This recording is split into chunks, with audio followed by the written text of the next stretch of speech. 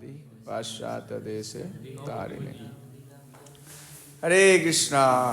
तो आज बहुत ही सुंदर श्लोक खुला है सभी भक्तजनों के लिए के मार्गदर्शन में। शास्त्रों से ही इसमें चर्चा की गई है। बहुत ही बढ़िया श्लोक, आनंददायक श्लोक है। तस्माद् शास्त्र प्रमाणम ते कार्ये अकार्ये व्यवस्थितो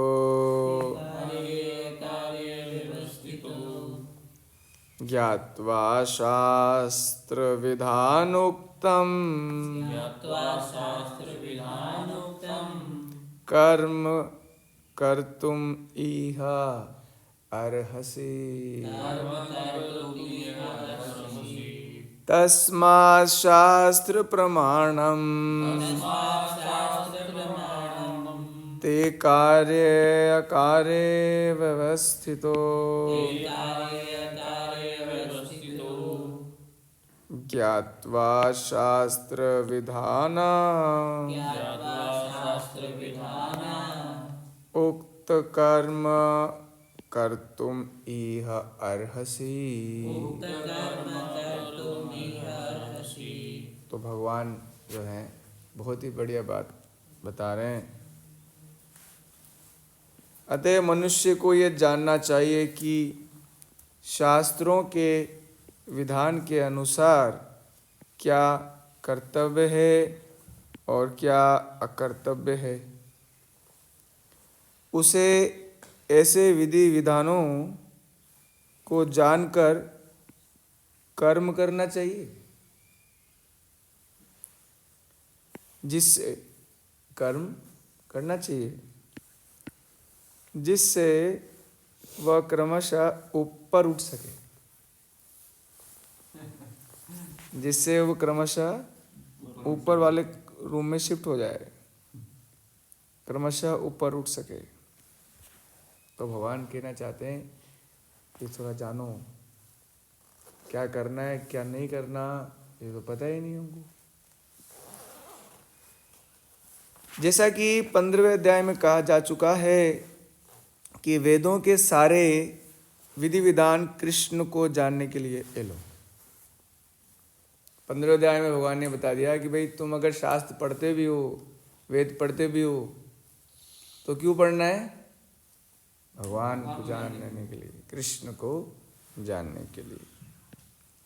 यदि कोई भगवत गीता से कृष्ण को जानो, गीता से और किसको जानोगे? नाम ही इसका भगवत गीता है।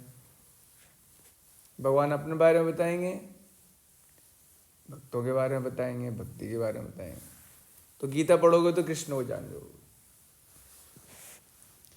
और कृष्ण को जान गए तो यत् ज्ञात्वा शांतिम रिच्छति। और भक्ति में प्रवृत्त होकर कृष्ण भावना मत को प्राप्त होता है तो वह वैदिक साहित्य द्वारा प्रदत्त ज्ञान की चरम सिद्धि तक पहुंच जाता है। वैदिक साहित्य का जो ज्ञान है उसकी चरम सिद्धि है। क्या है चरम सिद्धि? कृष्ण तक पहुंच जाना। यस, भगवान तक पहुंच जाना। क्योंकि ज़्यादातर लोग भगवान तक नहीं पहुंच पाते, है ना, और इसी प्रकार से इसी जगत में रहते हैं। अब लेकिन कुछ लोग शास्त्र नहीं पढ़ सकते, समझ नहीं सकते, तो श्रील प्रभुपाद जी यहाँ पर कुछ कह रहे हैं। देखिए, ध्यान सुनिएगा। भगवान चैतन्य महाप्रभु ने इस विधि को अत्यंत सरल बना दिया। कैसे? उन्होंने लोगों से केवल हरे कृष्ण महामंत्र जपने और भक्ति में प्रवृत्त होने तथा अर्च विग्रह को अर्पित भोग का उच्चिष्ट खाने के लिए कहा। 3 चीजें। अब कोई शास्त्र के विधि विधानों को नहीं पढ़ सकता, नहीं समझ सकता, समय नहीं है, कई समस्याएं हैं, मन नहीं करता पढ़ने का, कई चीजें हो सकती है। तो उनके लिए चैतन्य महाप्रभु ने कहा कि एक तो भगवान का, एक तो क्या करना है? भगवान का नाम जप करना है है ना। दूसरा क्या है, क्या है दूसरा, भक्ति में प्रवृत्त होना है। तो ये तो कम से कम जानना पड़ेगा कि भक्ति में प्रवृत्त होना क्या होता है, कहीं से सुन के पता लगा सकते हैं। तीसरा क्या है, अर्च विग्रह को, अर्च विग्रह को भोग लगाना। तो अर्च विग्रह को भोग लगाना, तीन चीजें करने के लिए चैतन्य महाप्रभु ने कहा। जो शास्त्र की विधि विधानों को बहुत सारा पढ़ के नहीं समझ सकते उनके लिए, जो व्यक्ति इन भक्ति कार्यों में, जो चैतन्य महाप्रभु कहे, इन भक्ति कार्यों में संलग्न रहता है, इन्वॉल्व रहता है, उसमें एब्जॉर्व रहता है, उससे वैदिक साहित्य से अवगत और सार तत्व को प्राप्त हुआ माना जाता है। मतलब उन्हें सारा वैदिक साहित्य पढ़ लिया इसका मतलब। अच्छा, हमने एक जगह और भी सुना, आपने भी सुना होगा कि वो एक श्लोक आता है भागवत में, वो जिसमें कहते हैं कि जिस जो नाम जप कर रहा है वो सारे यज्ञ कर चुका, सारे नदियों में नहा चुका, ऐसा श्लोक याद है? अहो ऐसा कुछ, वो ऐसा कुछ है, शोपचो गरियान नाम तुभ्यम, ऐसा तेपोस तपस से कुछ है ना, जीवाग्र नाम तुभ्यम। तो जो भगवान का नाम जप कर रहा है तो भगवान को भोग लगाए खा रहा है और भक्ति की विधि विधानों का पालन कर रहा है, वो सारे वैदिक शास्त्रों का सार जो है उसको जान चुका है।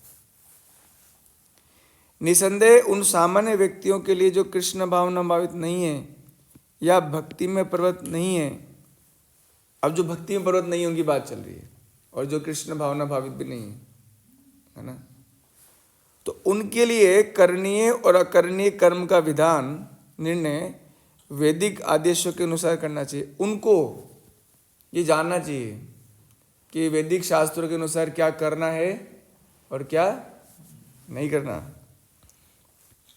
मनुष्य को, अब देखो, तर्क किए बिना क्या नहीं करना है, तर्क नहीं करना है। ये कैसे, वे कैसे, इसको समझाओ उसको समझाओ, नहीं।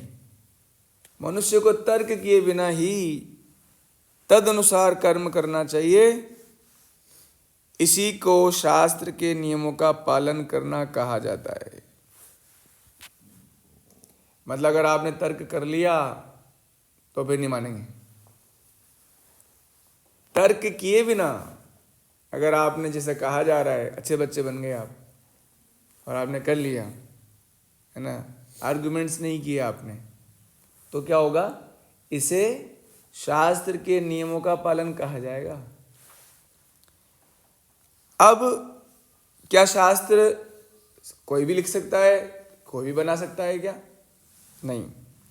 शास्त्र में वे चार मुख्य दोष नहीं पाए जाते जो बद्ध जीवों में होते हैं। क्या क्या चार दोष होते हैं? हाँ, अपूर्ण इंद्रिया, कपटता, त्रुटि करना, मोहग्रस्त होना, है ना।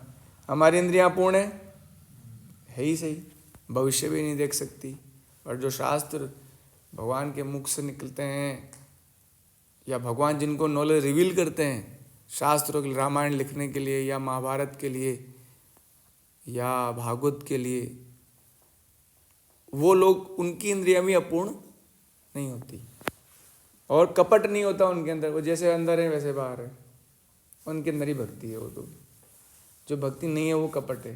वास्तव में सबसे बड़ा कपटता ही यही है कि हम भगवान के हैं। जैसे वो कहते हैं ना कि वो मौसमा कौन कुटिल खल कामी, अरे जिन तनु दियो ताहे बिसरायो ऐशो नमक हरामी, सूरदास जी कहते हैं, है ना। सबसे बड़ा कपट ही यही है कि भगवान का भक्ति ना करना, इससे बड़ा कपट ही कुछ नहीं है। और त्रुटि नहीं करना, हम तो हमेशा गलती करते रहते हैं, हमेशा सॉरी बोलना पड़ता है हमको। सॉरी पूजी यार, मैं आज सॉरी, दिन भर सॉरी बोलना है हमको, क्यों? क्योंकि हम दिन भर त्रुटि करते हैं और मोहग्रस्त रहते हैं, हम लोग मोहित रहते हैं, हमेशा रहते हैं कि नहीं, भ्रमित रहते हैं, मोहग्रस्त रहते हैं। तो ऐसे लोग अगर कुछ लिखेंगे तो गलत ही लिखेंगे ना। अभी मैं आपको कुछ करने के लिए कहूँ, कुछ भी करने के लिए कहें हम लोग, तो त्रुटियाँ करेंगे सही, फिर गलत हो जाएगा। मोहग्रस्त रहते हैं तो सही नहीं आने आएगा, है ना। अभी भक्ति में भी इतना उन्नत नहीं है ना, तो इस कारण से हम लोग शास्त्र हम लोग नहीं लिख सकते। इसलिए जिन्होंने लिखे हैं उन 4 चीजों से मुक्त हैं वो लोग।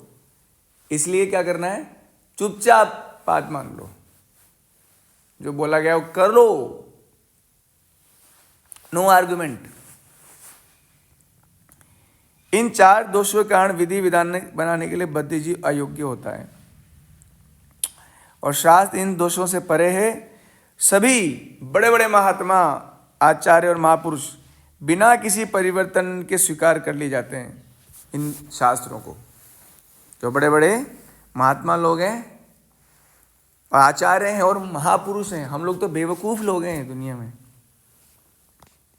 बड़े बड़े आचार्य रामानुचार्य जी है ना, मध्वाचार्य, इन्होंने तुरंत स्वीकार किया है सब चीजों को, क्योंकि उनके अंदर भी 4 दोष नहीं होते एक्चुअली।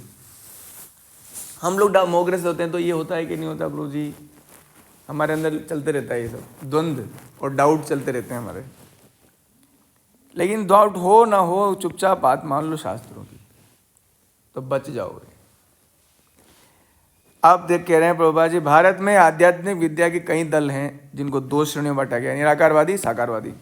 दोनों ही दल वेदों के नियमों के अनुसार अपना जीवन बिताते हैं। शास्त्रों के नियमों का पालन किए बिना कोई सिद्धि प्राप्त नहीं कर सकता। अतः जो शास्त्रों के तात्पर्य को वास्तव में समझता है भाग्यशाली माना जाता है।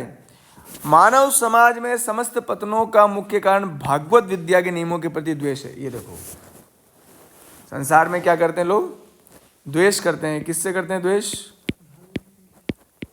भगवान से ही करते हैं, भक्ति से करते हैं द्वेष, भक्ति के विधि विधानों से भी करते हैं। तो प्रभुपाद जी कह रहे हैं कि सबसे बड़ा जो दोष है मानव जाति का, वो क्या है? भगवान की विद्या के प्रति द्वेष। ये मानव जाति का सर्वोच्च अपराध है। अतः भगवान की भौतिक शक्ति अर्थात माया त्रितापों के रूप में हमें सदैव कष्ट देती रहती है। ये भौतिक शक्ति प्रकृति के 3 गणों से बनी है। इसके पूर्व की भगवान के ज्ञान का मार्ग खुले, मनुष्य को कम से कम सतुगुण, एटलीस्ट सतुगुण। तो सतुगुण कैसे होता है? शास्त्र पढ़ने से, हरि नाम जप करने से, नहा धोकर, है ना, जप करने से, और सतुगुणी मित्रों के साथ रहने से, संगति से ही होता है वास्तव में। सतुगुणी प्रसाद ज़्यादा चटपटे तीखे, है ना, सब नहीं खाने से, है ना। सतुगुण तक उठे बिना वह तमो और रजोगुण में रहता है और आसुरी जीवन के कारण स्वरूप। इसलिए सब लोग असुर हो जाएंगे आगे जाके। और फिर भगवान कहेगी काम है, विनाशाय च दुष्कृताम। जब सब लोग असुर हो जाएंगे तब भगवान आएंगे और विनाश कर देंगे सब कोई। रजो तथा तमोगुणी व्यक्ति शास्त्रों, पवित्र मनुष्यों और समुचित ज्ञान की खुली उड़ाते हैं। अच्छा, खिल्ली।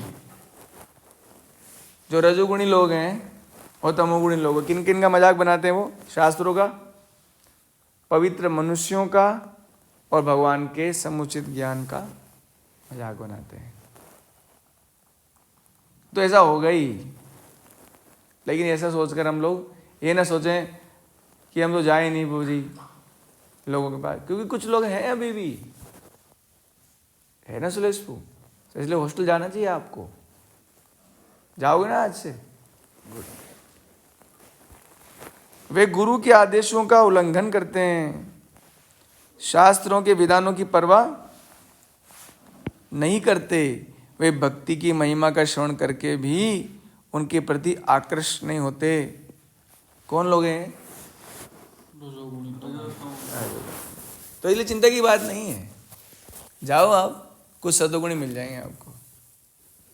जो बेचारे तमोगुण और रजोगुण से स्ट्रगल कर रहे हैं हॉस्टल्स में और असत्संग में, उनको बचा लो, बचाओ उनको। इस प्रकार वे अपनी उन्नति का अपना निजी मार्ग बनाते हैं कुछ लोग। भाई हम तो देखो कर्म, हमारा सिद्धांत तो ये है साहब कि हम तो कर्म करते हैं। देखो हमारा सिद्धांत तो ये है कि हम लोग ईमानदार हैं बस, बाकी सब हमसे भक्ति वक्ति नहीं हो, आडंबर नहीं करते हम लोग। तुम्हारी तरह तिलक छापे नहीं लगाते हम लोग, माला करके तुम लोग आडंबर करते हो। हम लोग ईमानदारी जीवन जीते हैं, है ना। बोले भाले बेचारे अच्छे लोग हैं, है ना। ऐसे लोगों को मार डंडे मार दिए बाद में, है ना।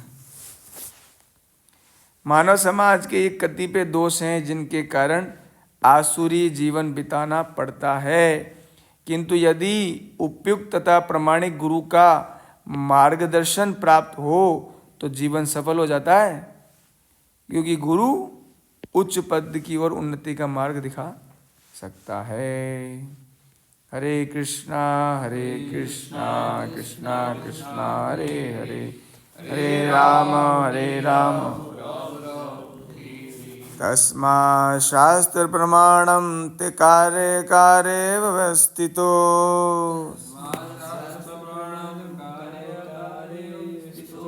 ज्ञात्वा शास्त्रविदो नक्तं कर्म कर्तुम् अर्हसि।